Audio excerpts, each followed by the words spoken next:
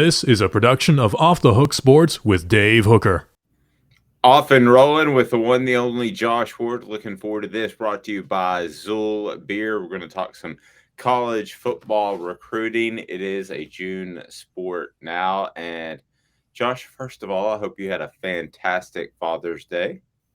I did. Very lucky father of three. Hope you had a great Father's Day as well. It was awful. My son came home from the beach on Saturday, has COVID. I saw his backside for a second as he walked up the stairs, and my parents were afraid to come because he had COVID. So I hung out by myself on Father's Day. It was horrible. Well, a happy belated Father's Day.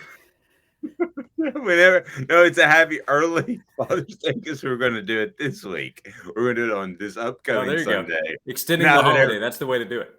Now that everything got fun, I'm sitting around just, whittling my thumbs thinking, I need a Rhymes Like Dimes from Zool. Zool Brewery brings you this conversation with Josh Ward, and we look forward to that. You can hear him on the Sports Animal. Follow him on the Twitter at Josh_Ward. There's a funny story about how he had to use the underscore. Some other Josh. We'll get into that at another time. But first, this is a recruiting weekend, Josh, and it's not the big one that's coming up this upcoming weekend. But Tennessee had about 8 official commitments and some other guys meander in. But truly, June is a recruiting month. Tennessee picks up a commitment, and they seem to be in good shape moving forward. Your thoughts as the calendar is completely shifted? Yeah, I think Tennessee has done a good job. Obviously, the conversation starts with Nico at the quarterback position, but landing somebody like Caleb Herring, top player in the state of Tennessee, as Tennessee will every year be looking for pass rush help. But that's a point of emphasis right now for Tennessee staff on the defensive side. They've been able to add some guys up front that they feel really good about. And I think they'll continue to have a chance to do that on both sides of the ball, the offensive and defensive lines. That, to me, is the most important thing for Tennessee, to find help at tackle on the offensive side and as much help they can find, pass rush help, interior defensive linemen. They just need to get bigger and better up front to compete for the championships they hope to win in the SEC in the future. And I think so far this year with the 23 class and then, of course, recruiting beyond that, Tennessee has done a good job of getting in the right kind of position. Now you need to close the deal. I think right now with a lot of their top targets, Tennessee feels like they have put themselves in a really good position.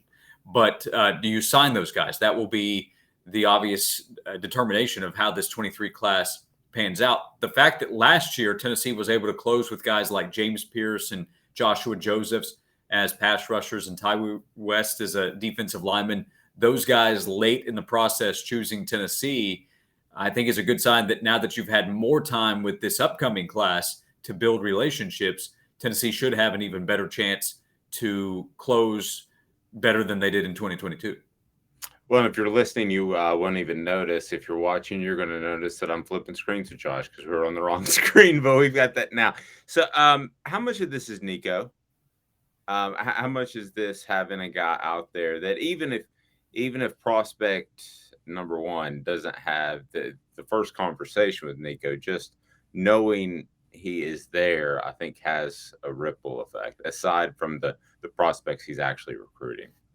It definitely helps. It adds to the profile of Tennessee when you get that level quarterback to commit to Tennessee. Just that helps. It opens up more conversations, open up more eyes, I'd say, of recruits who might be considering Tennessee. Then when you have him try to help out on the recruiting trail, try to reach out to prospects. He has some relationships with some players out there. So like Francis Malioa, who Tennessee needs, talking about line of scrimmage help. There is someone that maybe Nico can help Tennessee land. And Tennessee at the wide receiver position, we'll see how that pans out. But having Nico committed, that doesn't hurt in your pursuit of wide receivers. So most of the guys that are going to choose Tennessee, it's going to come back to coaches' relationships and the profile of Tennessee's program. And how do they do this fall? I mean, a football season has to be played before these guys sign with Tennessee. But if they continue to develop and you have guys who are on campus continue to talk favorably about the program, guys who played last year have done that. And I think that helped Tennessee that is the biggest part of this. But having somebody like Nico, one of the highest rated quarterbacks in the country, a guy that everybody in this class is going to know about at least, that certainly helps. Yeah, and it seems like he is taking on the role of being an active recruiter to take it a step further. He doesn't have to do that. I've had some prospects that told me, "No, I don't want to do that. I don't want to affect somebody else's decision." Others have really, taken the challenge and gone after other prospects. It seems to me, from what I hear, that Nico is a guy that's going after as many prospects as he can in these various camps. I think so. We'll find out in the end how much it helps. I think it could help with a couple of guys. I try to be careful about overreacting to that or putting too much of an emphasis on that, because most of these schools, at least the high level schools where you think it's going to be a tough battle to land the highest rated prospects that you can get, those schools have those guys too. And peer recruiting happens everywhere. And while they're trying to get players to come join them, they also understand what those guys are going through and still want them to make the best decision for them that they can. So again, it helps. It is definitely a plus for Tennessee to have Nico, but it still comes down to what the coaches get done. Spire Sports is a part of this in terms of how attractive Tennessee is now in the NIL era and what happens this fall. So Nico is net positive, and I do think that he will ultimately help land Tennessee at least a couple of guys. And maybe it can come back to, well, maybe he doesn't land somebody for Tennessee, but the fact that he committed put Tennessee on the radar at a higher level for some of these other guys, and then the coaches put in the work to get him. So that's where you may not be able to pinpoint and say, well, Nico went out and he convinced this player to come to Tennessee, but because he committed to Tennessee, the profile was raised, which made Tennessee a more attractive destination to other high-level 4-star and even some 5-star level guys. Depending on when you're listening or watching Carnell Tate, his decision is coming up, or he has either announced that he is going to be a Vol or not. So it's one of the time issues we deal with in the worldwide internet. But I think just the fact that you're in on a young man from IMG, one of the top-rated receivers in the nation, and I think Nico helps to have a quarterback of the future there. I think that's a really, really positive sign, whether or not he chooses Tennessee, Josh, because Tennessee would not have been in the hunt for this guy a year ago. Not even close, in my opinion. Am I wrong? You're probably right on that. I think so. Not this deep in. So let's say, for the sake of the conversation, as you mentioned with the timing, let's say he chooses Ohio State and it's not Tennessee. First of all, I don't think the recruitment is done. I think Tennessee will, but I'll say that regardless. If he chooses Tennessee or Ohio State, I don't think the recruitment is done. So that can continue to be a battle. Now Tennessee will have to look at other wide receiver positions, and maybe they ultimately fill up and they go their separate ways. I do agree that Carnell Tate, considering Tennessee as one of his 2 finalists, that is another indication of the progress Tennessee has made on the recruiting trail and how the profile of the program has been raised. And Nico's commitment to Tennessee helps with that too. Now, if Carnell chooses Ohio State, that would also go back to why I said we should not overreact to what the Nico impact can be. Because if Nico commits and Carnell Tate goes to Ohio State, well, that just left you as the bridesmaid. And we need to be careful there, because I do think I don't think there's any question, Carnell Tate decision otherwise, Tennessee's recruiting profile is better than it was a year ago. I think that's the case in state with somebody like Caleb Herring. Last year was a tough go for Tennessee in the state, and this year is definitely going to be better for the coaching staff. And having somebody like Nico on board, is he jumping in that quickly? I don't think so. A year ago, when you're still trying to get things started as a program and the profile of the program was not nearly as positive as it is now.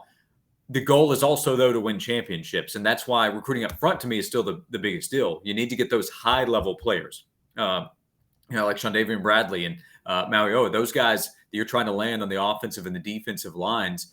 You need to win as many of those battles as you can against big-time programs if you're realistically going to catch where Georgia is in the SEC, where Alabama has been, where LSU has been, where Texas A&M at least appears to be from a talent standpoint. If you're going to compete there, you have to get some of the best up front. And you, I think, need more explosive playmakers, so somebody like Carnell Tate. So I agree with your statement that where Tennessee is with Cornell Tate is a really good indication of how Tennessee has improved the profile. But if they miss on a couple of those other names that I mentioned that right now Tennessee feels really good about, well, then that doesn't help you in the end. So they do need to win more of these battles. My guess is that they will. I think Tennessee is going to go out and land at least a couple more 5-star, high-level 4-star players that can raise the profile of this class. But that's a must if Tennessee in a couple of years is going to be a real championship contender in the SEC.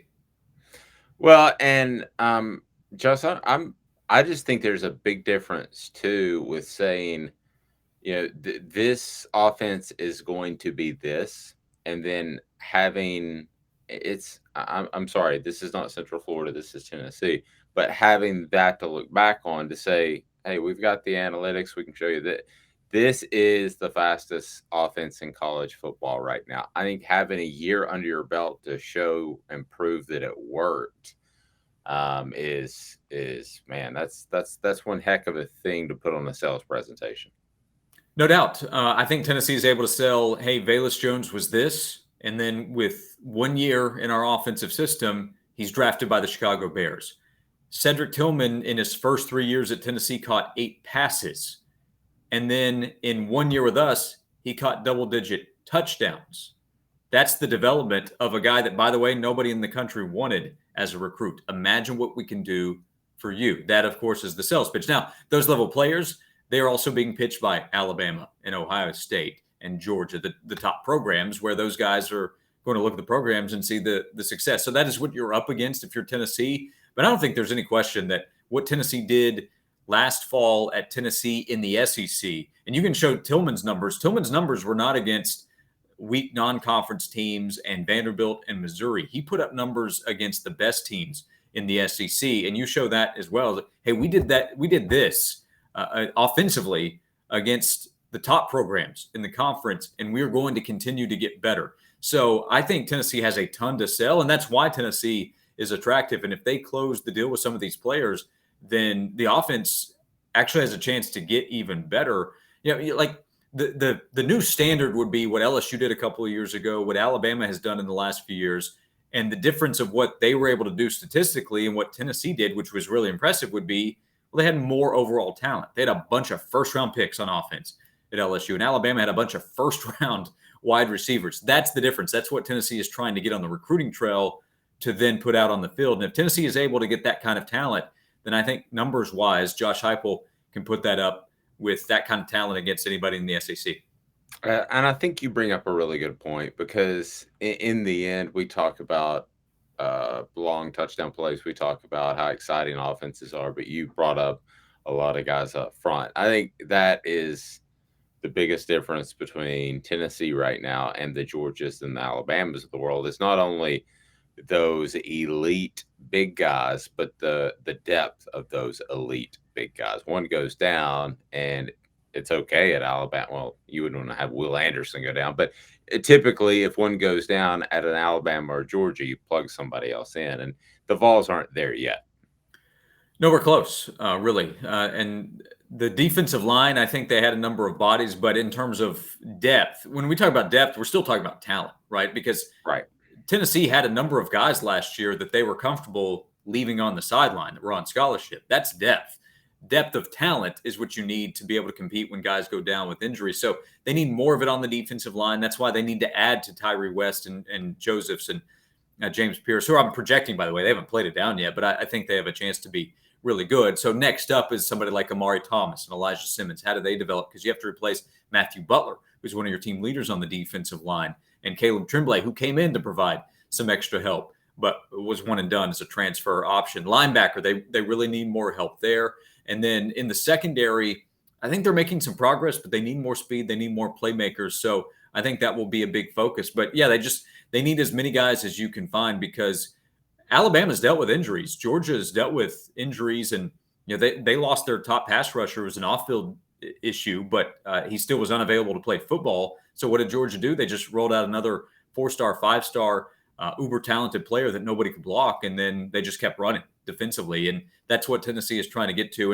And by the way, that's the top level standard. There is an in between. There are steps Tennessee can take, but the ultimate goal is to win championships, and that's what it's going to take. Yeah, I think long term, you've got to hope that Nick Saban retires, quite frankly, and then you're going to be going head to head with Kirby Smart, and I think Tennessee could win some of those battles because of their style of play. Now I'm projecting 2, 3, 4 years down the line. But what I wanted to ask you about before I let you out of this, and again, the Vol Report conversation brought to you by Zool Beer. Great panoramic view. If you want to go downtown and hang out at Zool Beer, you're going to enjoy the atmosphere. You'll love it. It was an old Volkswagen dealership, so you can see all of downtown. It's super cool. At what point in recruiting does Tennessee get away from taking 5, 6 transfers to kind of just picking one like Alabama did with Jamison Williams? I look at transfers as kind of the junior college of the 90s, and that is, yes, you can supplement your roster, but you can't live on that because it changes team chemistry and culture for good or bad sometimes, but it changes that from year to year. So what do you, if you had to be inside those football meetings, what do you think the time frame is for transfers becoming something nice and not something you have to lean on? Yeah, in the next couple of years, I think Tennessee can be in that position. What Tennessee really needs to be in from a position standpoint on the transfer market, how they're viewed, is that Tennessee is more attractive to the top level guys, where Tennessee can be more selective. Alabama again is the standard there. Alabama is not overly active out there on the recruiting trail when it comes to finding transfers. They just go out and try to get the best. Jahmyr Gibbs is a guy that Tennessee, I think, would have loved to have landed to come in and help in the offensive backfield from Georgia Tech. He goes to Alabama because they lose Brian Robinson. They need some help there, so they just go out and get one of the best. They need some secondary help. I think that showed up last year, so they go get Eli Ricks, who was an All-America candidate coming in from LSU, and go out and get a top receiver. Jamison Williams last year, they did it again, and going and getting a player from Georgia. So that is what Tennessee wants to be. Again, everybody wants to be what Alabama is, recruiting and transfers. But this year, Tennessee went after a few guys. I don't think they went and said, okay, let's try to get a ton of transfer commits and players to come in. But I think they looked and said, we need pass rush help. They went after a couple of guys and frankly missed. They went after players at a few different positions and landed a couple. But part of it is, okay, we got to get somebody and let's see what he can do. So that's probably a Gerald Mincey. He could start for Tennessee. I mean, he could help them at tackle, but he had no opportunity to go somewhere like Alabama. So just like recruiting, that's what you're trying to get to in the transfer market. But I think Tennessee is already closer to we're going to be more selective in who can come in as opposed to just going out and getting a bunch of bodies, unless it's late and you have a scholarship available and it doesn't affect you long term. But you can approach it a few different ways. You can get a guy that's still early on, like Andre Turrentine, who I think provides depth immediately coming in from Ohio State, has talent. He went to Innsworth, so there's the Tennessee connection. But he has 4 years left that he can play football. So that can provide – that's like a replacement from the 21 class where Tennessee has lost a bunch of players because it was the first class there. So it's still very early, but I think Tennessee has already decided we want to be a little more selective. We want to make sure that this guy can play because if he comes here, well, he's used up his one-time transfer, so he might want to stay for a while. Yep, good point. He's Josh Ward. Follow him at Josh_Ward, and you can also hear him on the Sports Animal from noon to 3. Have a fantastic day, everyone. Again, go to Zool Beer. They're worldwide winners, that type of beer company, and they're frankly awesome and a great place to hang out. So go downtown to Zool, XUL, if you're listening and not watching Zool Beer. So we'll talk to Josh each and every week, and we look forward to that. This has been a presentation of Off the Hook Sports.